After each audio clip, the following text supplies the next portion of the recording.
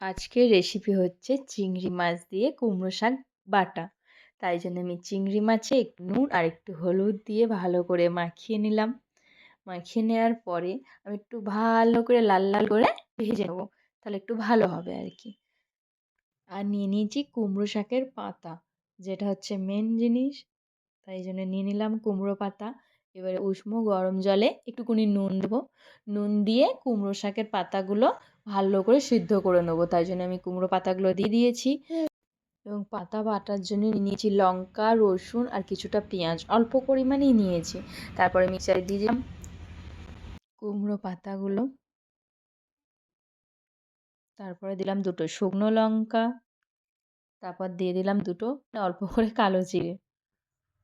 আর ভেজে রাখা চিংড়ি মাছগুলো একটু গরম গরমই দিয়ে দিয়েছি, ঠান্ডা করার পরেই পেস্ট করবেন। আমি খানিকক্ষণ রেখে দিয়ে ঠান্ডা হয়েছে তারপরেই পেস্ট করে নিয়েছি।